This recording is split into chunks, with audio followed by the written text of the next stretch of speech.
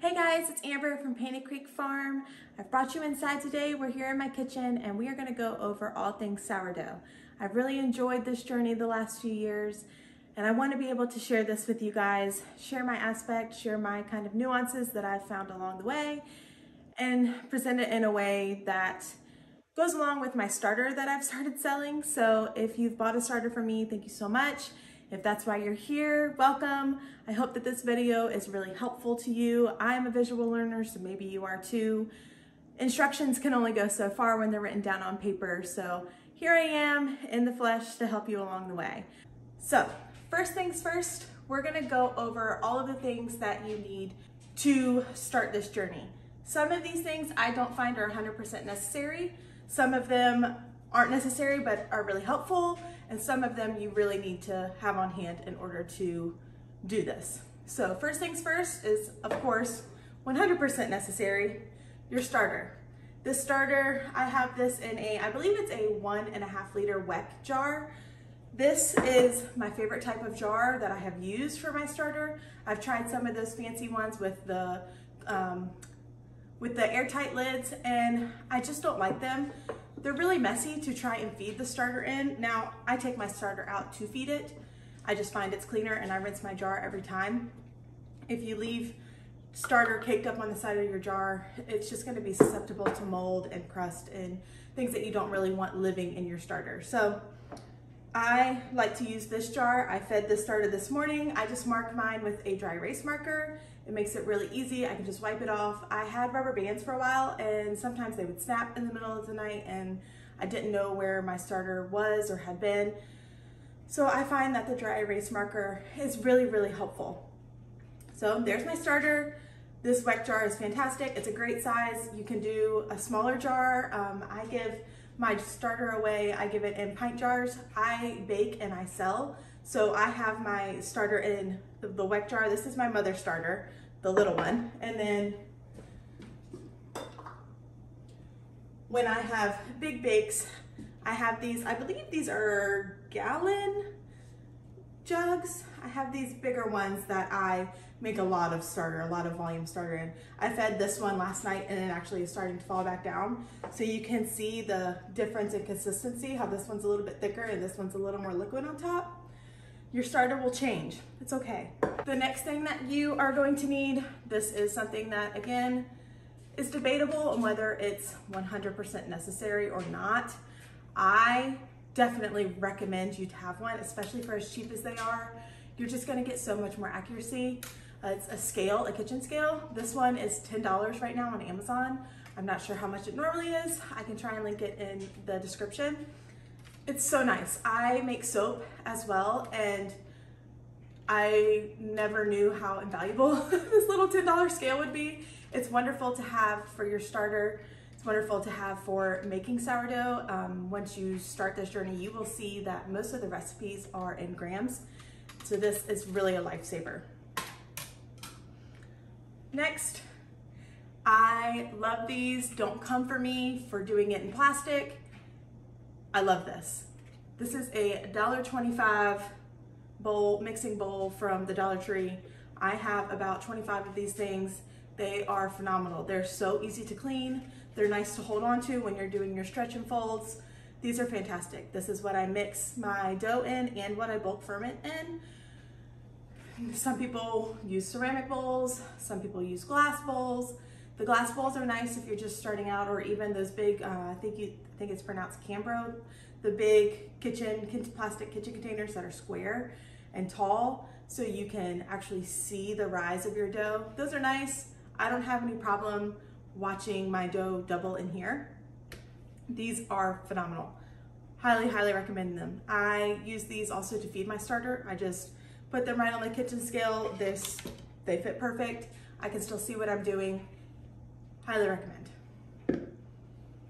Next, this is what I use to cover my dough. You want to make sure that you cover your dough while it's doing all that it needs to do, while it's fermenting, while it's in the refrigerator. You want to make sure you cover it so it doesn't dry out on top and get a crust.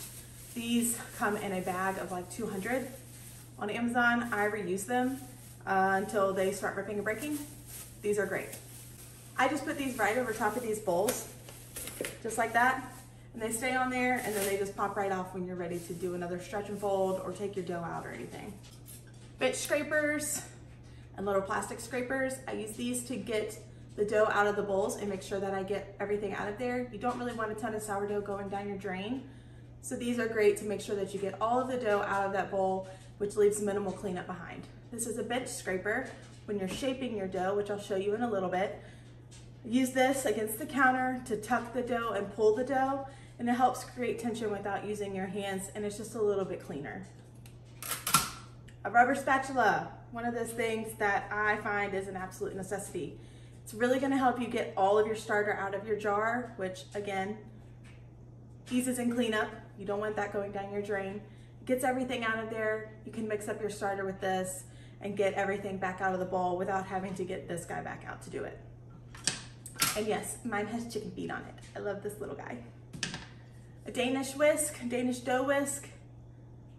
Some people love them, some people hate them. I didn't understand it when I first ordered it and used it the first time, and now I can't imagine not having it, especially when I do a 20 loaf bake day for my farmer's market.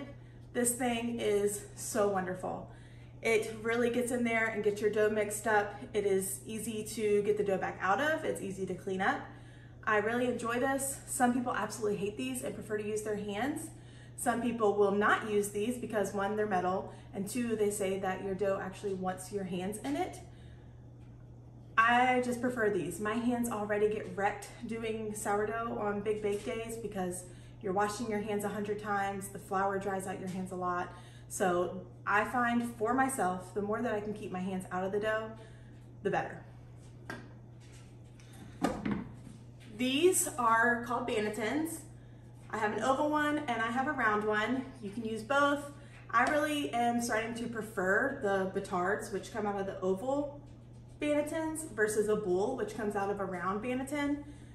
This one is dirty because I just used it last night and it's still drying. You don't want to wash these. These are, I think they're made out of bamboo. You don't want to get them wet. You want to let them air dry and then brush them out, or like use something to scrape them out with. These, I don't really think that they're necessary.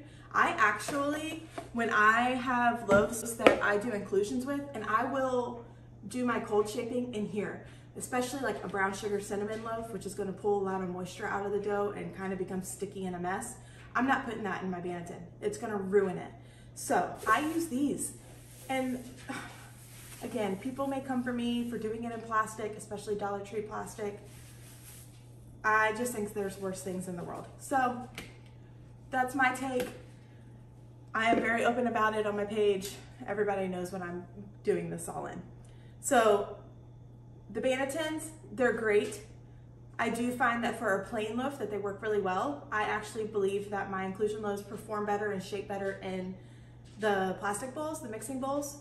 So I think that that's a personal preference thing. You can use a regular old bowl you find around your house. You can line it with a tea towel, that sort of thing.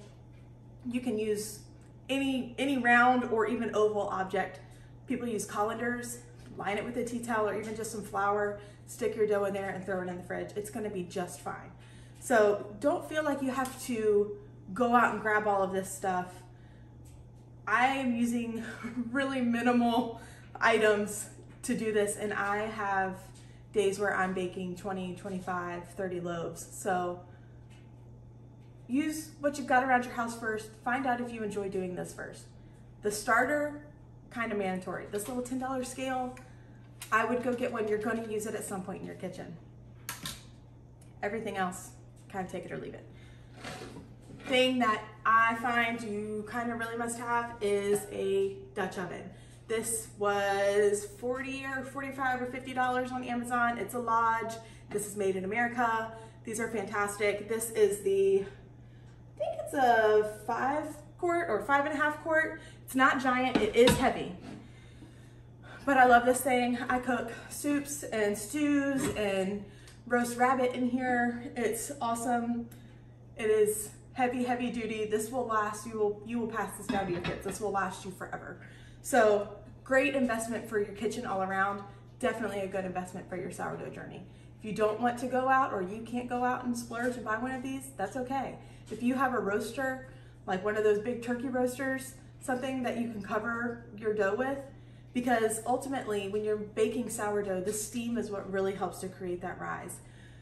Some people will open bake. I've tried open baking and I've not had great success with it. And it also makes me really nervous because one, you can crack the glass on your oven by pouring water into your oven and accidentally splashing cold water onto it. And two, I've seen people who have destroyed their ovens with all of that steam because they're not really designed to handle that. So I prefer to bake in a Dutch oven. I have 2 of these and I bake them at the same time in my oven, so I can do 2 loaves at once. It's still slow, it is what it is, but for right now, that's what I have. I hope to eventually get a bread oven, but that's neither here nor there. Oh, this little guy. I'm not even sure if you can see him. Do what the YouTubers do. Can you see that? This is a little scoring tool, a little blade. I can't remember if the long ones are called the lames and these are called something else. I'm drawing a blank. I am pregnant, I have baby brain, so forgive me. It's just a little razor blade and a wheel. Be very careful with these. They are extremely sharp, but this is what you're going to use to score your bread. I think I got this guy either on Amazon or even maybe Temu, but he's wonderful, very, very sharp. You can use this to put decorations on your bread, and then you're gonna also do what's called an expansion score, which is where you just run this over the top of your bread about 1/4 inch deep so that your bread has somewhere to expand. You don't have to do a score. You don't have to. Your bread will just crack and break wherever it wants to. That's fine. If you want a more rustic look, leave it alone, let it do its thing. But if you want it to expand along a fault, basically, you're gonna use this and score your bread down the middle. I score my bowls, typically, I score them in a cross across the top, or I will do like a half, like a semicircle. And then my batards, I score typically down the center, or I will do like a triangle design. So that's all of the supplies you're gonna need. Now let's go over feeding your starter. I'm gonna grab my big guy and we're gonna feed him. I use unbleached flour to feed my starter. Feeding your starter with bleached flour is okay. Some people swear that it's gonna absolutely kill your starter. The bleach can definitely slow the progress and even kill some of the yeast. I used bleached flour before and I noticed no difference, but I've been feeding unbleached this round. I only use unbleached flour to feed, and I only use unbleached bread flour to make my bread. So that's a personal preference. I'm trying to minimize the modifications, I guess, that are done to our foods, so I go with unbleached. Now, let's talk about feeding your starter. I typically recommend to feed in a 1:5:5 ratio. That is by weight, so if you're feeding by weight, you can keep your ratios roughly the same. A 1:1:1 is fine. The only thing is you're gonna be feeding that multiple times per day. It's gonna peak, it's gonna drop, and then it's gonna get acidic if you don't feed it again for another 24 hours. So for me in my busy life, I like to feed at least a 1:5:5 just for maintenance. So for mine, I do 20 grams of starter to 100 grams of flour and water. If you're feeding by volume, which is using like cups, for example, you're going to do 1 of starter, however many of flour, and then half of water. So water weighs approximately twice what flour does. So you're going whatever flour measurement you're using, say you use a cup, you want to use half a cup of water. That's kind of the point where the scale really comes into handy is feeding. It makes the math a lot more simple. I do the 1:5:5 daily, but you can also manipulate the schedule. That gives me right around 24 hours to go ahead and feed it again. Probably a little bit less. I do push it sometimes and I have to end up fixing the acidity that is caused by that. Acidity is just where your starter is starting to get a little bit weak. It needs more food more often. It needs to get dropped down. You need to discard quite a bit of it. So if you see that happening, if you see that your starter is more on the side of really bubbly, shiny bubbles on top and runny and thin and smells like acetone, your starter's gotten weak, it's gotten acidic. Super easy to fix, don't freak out, it's not a problem. If you see a layer of like gray water on top, that's just hooch. That's the alcohol. It's a byproduct of the whole fermentation process. Not a big deal. We can absolutely fix that. You can stir that hooch in.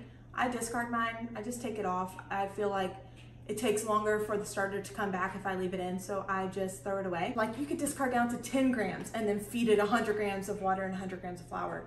No biggie. That's really gonna help strengthen your starter back up. Then right when you see it get to peak again, right when it gets all the way up to the top and kind of drops back down, then you want to feed it again right at that peak. So that's when you're fixing your starter, you need to set a couple days aside where you're really going to be monitoring it, paying attention to it, and kind of babying it along. Again, you can fix it, you can do this, it's not a big deal. It's more flexible than a lot of people make it out to be. So I'm going to show you guys how I feed my starter, and I'm also going to get a loaf together. So if you turn your scale on with your bowl on here, it's already zeroed out. So that's typically what I do.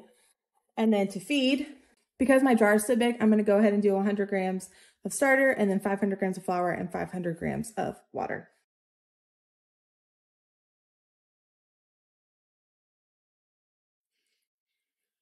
Then you're just going to zero your scale out and get 500 grams of water in. Now, I'm stopping at 494. I actually like to feed a couple of grams of water under what I do of flour. I find that the starter is a little bit stronger that way. You want your starter to be almost like a muffin mix consistency. So if it's thinner than that, just add a little bit more flour. It's okay. It doesn't have to be exactly perfect.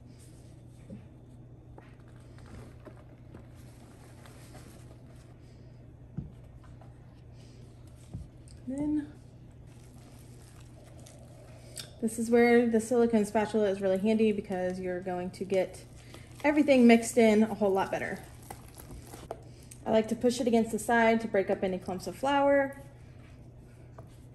And that's a pretty good consistency for me. You want it to kind of break apart and it's just a little bit thick. I'm going to take 50 grams of this out and make up a loaf, and then everything else I'm going to save for discard. Okay, so we've cleaned our jar. You want to make sure that you clean these guys when you feed, and then dry them off with a paper towel, not your dish towel, because that's going to leave behind all sorts of bacteria. So I'm going to take that starter that I fed and stick it back in the jar.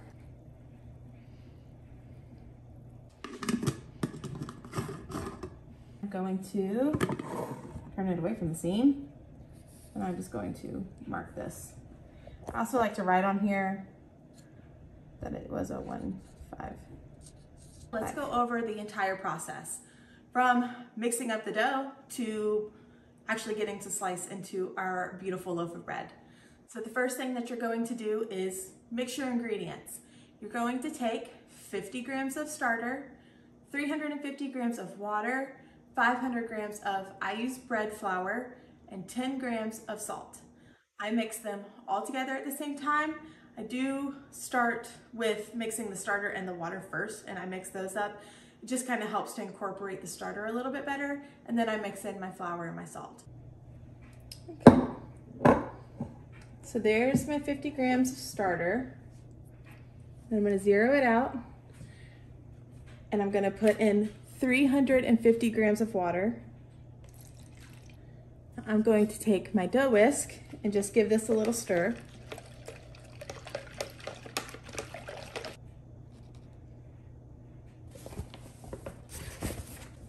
And then we're going to do 10 grams of salt.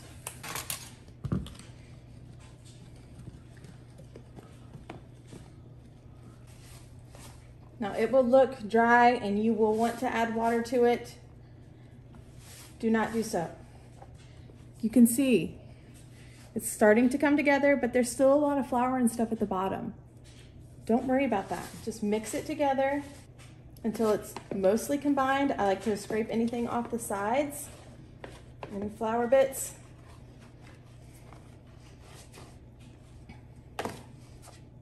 And fold it over onto itself until it's really just combined. And you'll see it turned into a nice dough ball.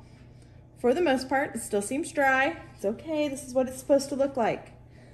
That's where you should be. Do you see that? This is what we want. Now we're gonna let this rest for 1 hour covered. Then you're going to let that rest and do a step which is called fermentalize. You will see it called autolyze. Autolyze is without your starter. So when you're adding in your starter in that first step, that next step is called fermentalize.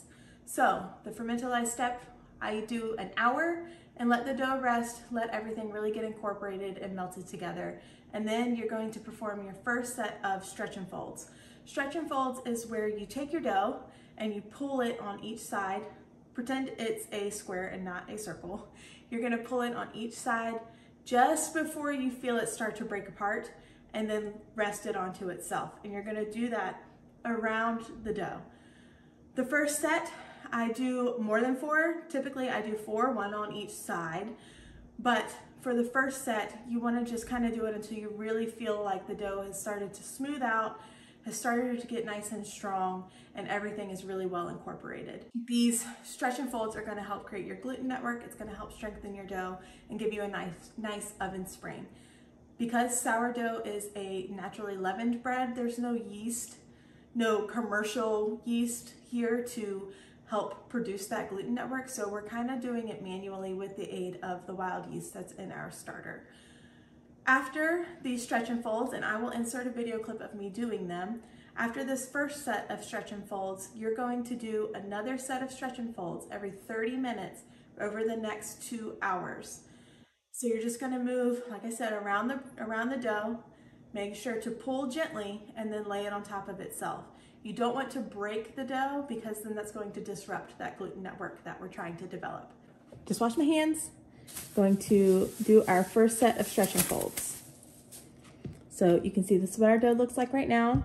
I take my hands and massage the dough first. So I just massage it and you'll see it already changes. Like, look at that. See how stretchy it already is? So then I just turn it over onto itself a few times. There is no perfect way to do this. You just want to start stretching it and you'll see it start to form. See those strands? That's your gluten. See that? That's your gluten starting to develop. So I just let the weight of the dough pull against itself. I do give it a little shake to kind of hurry the process along because it can take a while the first few times. Just going to pull and stretch. These are stretch and folds. You can also do coil folds, which are kind of a little less aggressive. So I have the whole loaf right now, and you're just going to take it and pull it onto itself. Take it, pull it onto itself. Pull and stretch. Pull, wiggle it. You'll see it start to elongate. And you'll be amazed at the difference between this stretch and fold and like the third one.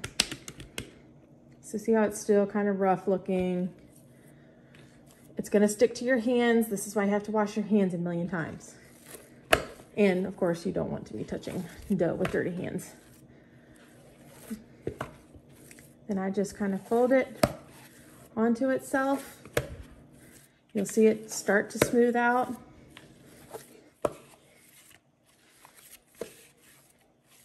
Do this all right here in the bowl. Once you have a pretty smooth surface, you're just gonna tuck it up like that, and we're gonna cover it again and let it rest. Nice and, you see a little baby, I'm sorry. So you can see it's much more stretchy now. So you're just gonna take it until it comes out and then fold it onto itself. Let me back y'all up so you can see a little bit. Man, no touch. Okay. So you're just gonna stretch, wiggle it so it stretches, and fold.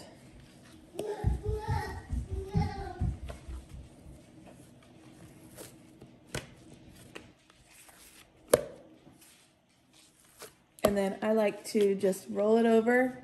So you're gonna grab, lift, see, I turned it 90 degrees, fold it onto itself. It becomes like an oval again. So I've got the oval, I'm going to lay it down, seam side up, and roll it onto itself. And just fold it into a dough ball again. And cover it back up, and it will rest another 30 minutes.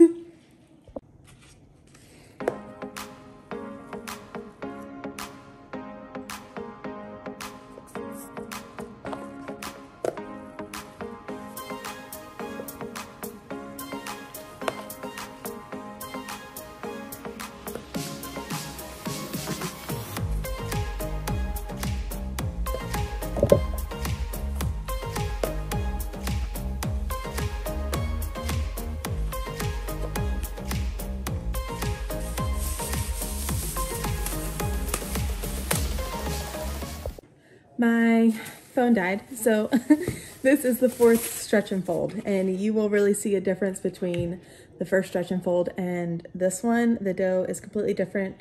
You'll start to see air pockets, like here is, if it'll focus, here is an air bubble right here that's starting to form from all the fermentation. So again, let's stretch and fold. So I like to get under it and pull it. You'll see now that it is much stretchier. Fold it over. And you can also do the window pane test where you'll be able to, well, I just ripped that, but you'll be able to pull your dough and see light through it. Like you can see there, you can see light through it. That's the window pane. That's all you want to see. That's the window pane test. That just shows you that your gluten is strong enough. So there you go.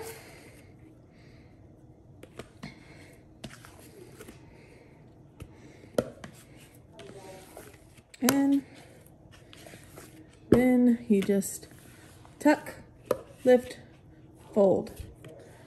Tuck, lift, there's your dough. Sit it down on its bottom and fold. This is how I form mine into a ball to head into bulk fermentation. There you go. There's some air bubbles. You can see the little air pockets. That's fine. Now, we're gonna cover this.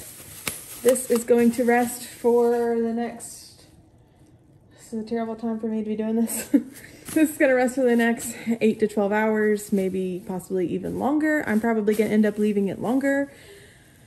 But this is probably gonna sit all night long, and then I will get up first thing in the morning and check on it and shape it and put it in the fridge.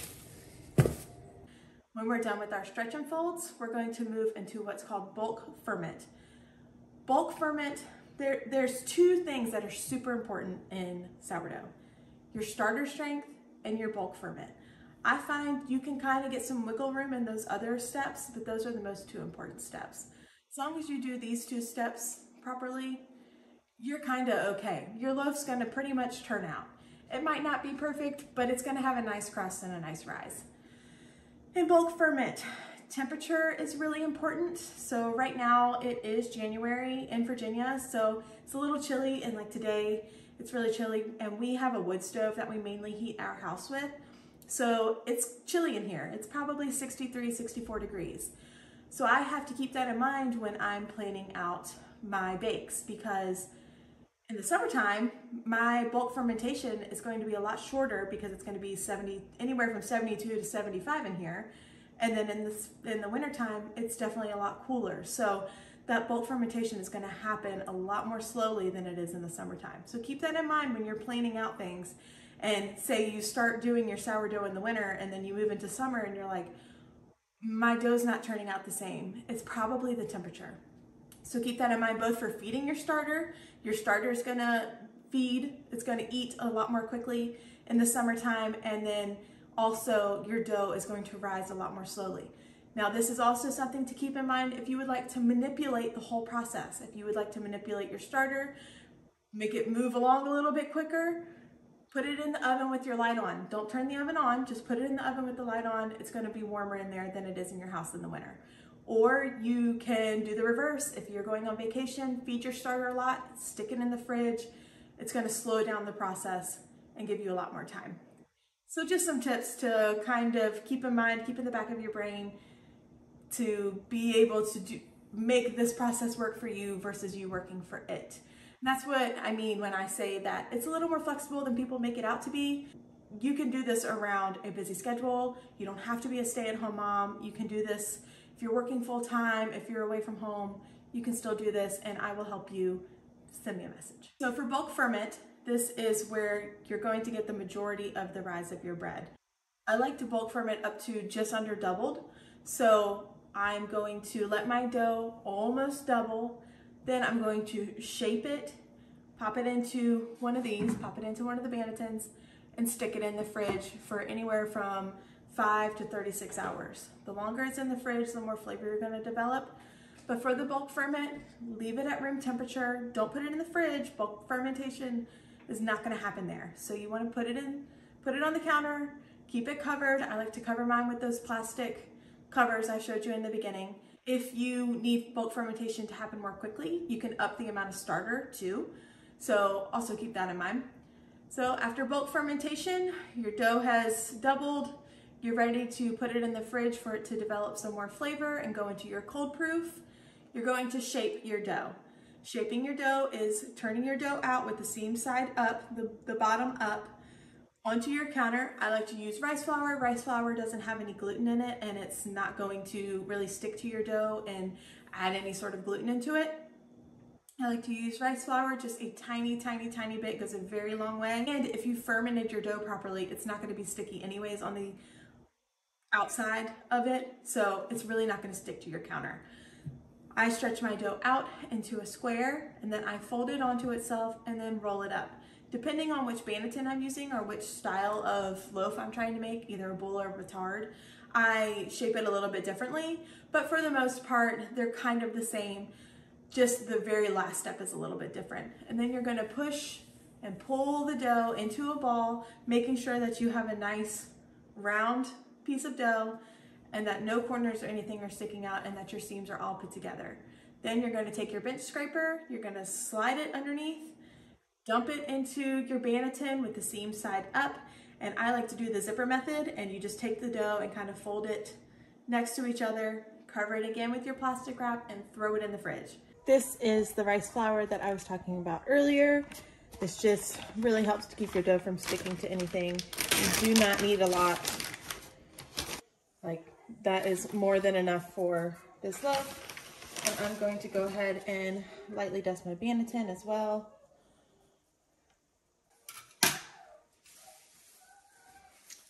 So here is our loaf.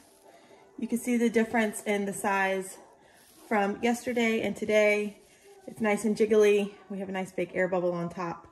So I'm gonna go ahead and turn this out.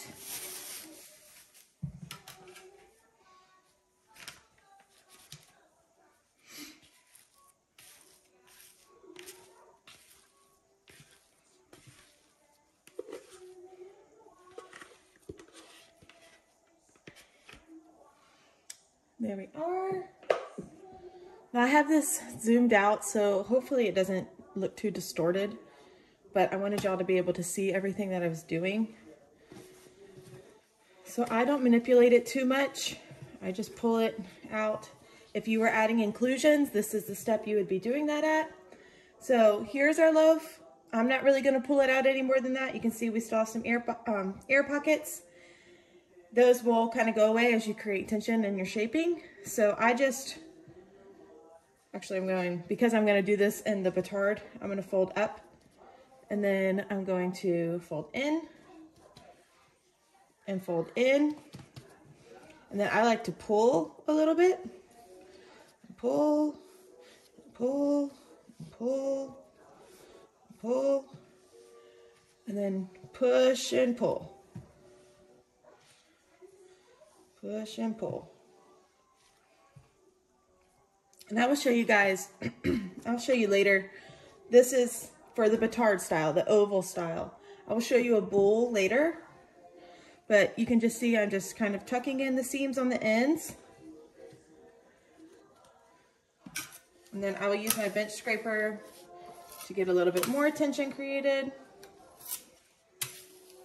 You'll see a lot of the air pockets on the top here. They will kind of break.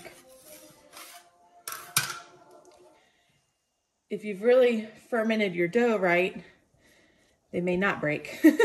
So you may have to go through and just kind of pop those yourself. You don't really want giant air pockets on the top. There we go. So that is your loaf. As you can see, it's maintaining its shape. It's not falling out all over the place. It's a good sign that your dough is really nice and strong. So she is ready to go into our banneton. And then I'm just going to take my bench scraper, and you're just gonna scrape it into your hand. Doesn't matter, some people like to go this way. I prefer to go this way for whatever reason. And you can see even my seam is kind of gone. And then we're just gonna plop it right into our banneton. I like to, you can see there's like a little bit of a seam. This is why you don't want a ton of your rice flour, because then you can see like this one is pulling apart. It's because it has rice flour on it. This is the zipper method, where you're just creating a little bit more surface tension by pulling that bread together. There you go. Now I'm going to cover this with that wrap that I had on the bowl over there, and this is going to go into the fridge until we're ready to bake it.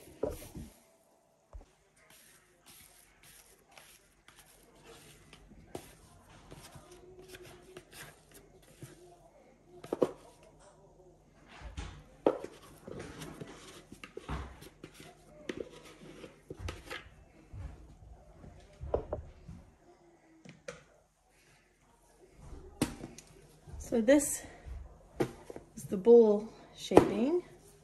I have no idea if I'm saying that right. That's what it looks like. But this one is different from the batard in that I don't go up first. I just go in, and then roll down. So we're just going to take it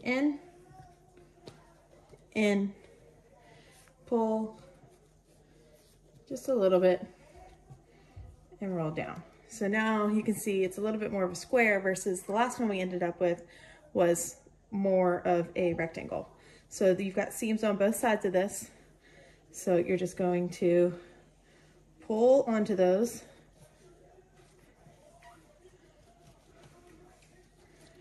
Push and pull. Shaping takes a lot of practice. I am by no means perfect at it, but this is what I do to help get mine into a more circular shape. All these bubbles, they will either pop on their own, or you can pop them. You don't want to make your shaping super, super, super tight to where you knock all the wind out of your bread.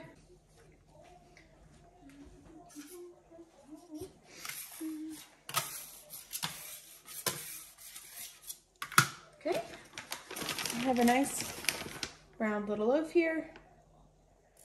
And we're going to lightly dust it with some rice flour. Have our banneton, which is already dusted right here. And again, seams are closed. If you have any that start to open, like I've got a little one here, just zipper method. This again, this is why you do not want to over flour. And there you are. And then we're just going to take our little cover our banneton, and you're all set. You can now go about your business. Hang out. The dough's fine in the fridge for up to 36 hours. I've seen people even push it a little bit further. Once you're ready to bake, this is the exciting part. You're going to stick your Dutch oven into your oven, and you're going to preheat both up to 500 degrees. After it's preheated, I let it go for another hour. Now, I baked a loaf last night. I didn't let it preheat for an hour. I just got it up to preheat and then put my loaf in. I was in a rush. It turned out fine. But if I am baking loaves for customers, I really like to get them nice and dark and get them really baked well. So I will let it go for an hour, really heat both items up. The Dutch ovens are heavy and they're thick, so they do take a while to heat all the way through. So I put the dough, take the dough, dump it seam side down onto a piece of parchment paper, take your lame, and you're going to do a score. Again, you can either detail score or you can just do an expansion score. Either one is totally fine, or both. And then you are going to put your dough carefully into your very hot Dutch oven. Make sure that you have your oven mitts on. I have burned the daylights out of my fingers before removing a very hot lid. So take your lid off, put your bread into your hot Dutch oven, watch your hands and your arms. And then I have a bottle that I mist my dough with. It's gonna help give you some of those blisters that you see on the outside of your crust. Pop the lid back on and pop it back into your oven for 30 to 35 minutes, just depending on your oven. Mine takes 35. Then you're going to take your lid off and bake anywhere from 10 to 15 minutes. Just depends on how your loaf is looking. For my loaves with inclusions, I like to bake them a little bit longer because I feel like all of the inclusions really take a while to release all of their moisture. So I like to bake those a little bit longer, but about 12 minutes is perfect for one of my plain loaves. You let it go as long as you would like in that aspect to reach the desired brownness level. Then you're going to take all of it out, take your loaf, put it on a cooling rack, and you're going to let that cool for a few hours before you cut into it. You want it completely cooled because it's still cooking on the inside and it's still releasing all of its moisture. If you cut it too soon, your crumb is going to be really gummy. Your crumb is like the inside of the bread. Your crumb's gonna be really gummy and mushy and it's not gonna be very good.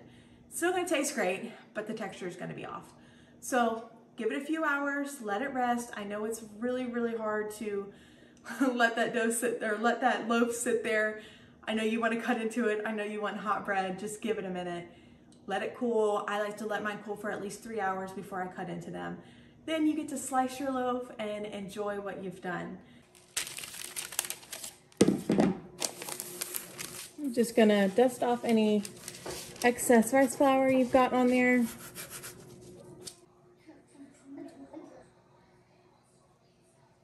I just like a light design on my loaves.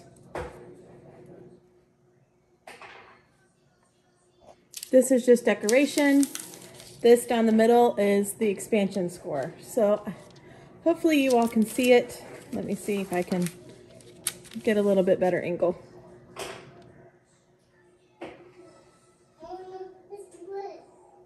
So you want your loaf just to open up.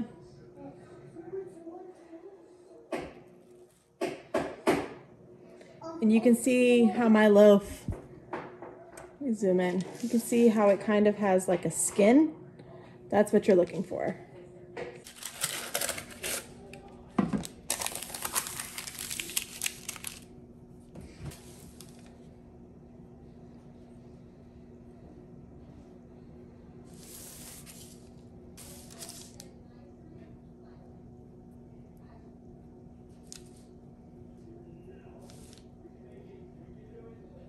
To show you guys, I have my Dutch oven and then I have a pan underneath of it so that the bottom doesn't get too burnt.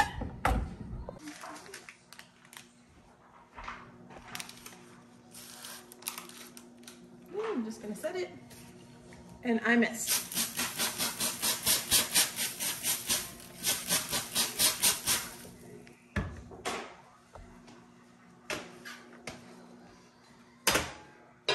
And into the oven it goes for 35 minutes.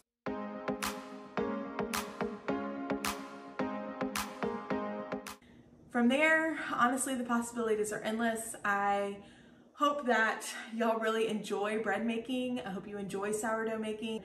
We're so inundated with all of these recipes and methods, and it can be really overwhelming and feel like, oh my God, I don't know what I'm doing. I have no idea where to even start. So I hope that this video will give you guys a good starting point.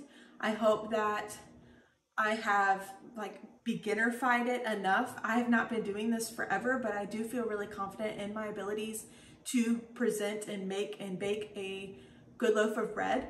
So I hope that I have gone through the steps well enough that they make sense, that I explain the terminology well enough, that I've given you something to be able to branch off from and say, okay, I can do this.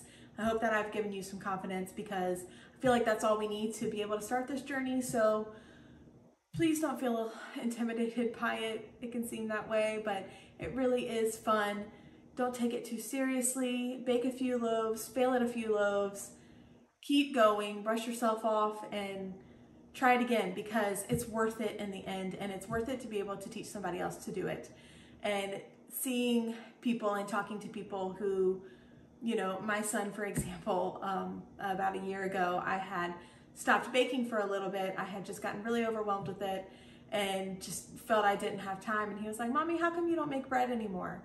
And it just proved to me you never know who's watching and who enjoys seeing you in the kitchen or enjoys seeing your bread. And just try, just start. I promise it's gonna be okay. It's okay if you fail. I hate failing too, but it's part of the process, and we learn every time we fail. So if you can just start, I promise one day you're gonna be able to make it, and it's gonna be okay. It's just flour, water, and salt.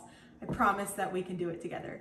So if you have any questions, find me on Facebook, Painted Creek Farm, shoot me a message, and I hope that this video was super helpful. I hope that I wasn't a hot mess. I kind of threw this together last second.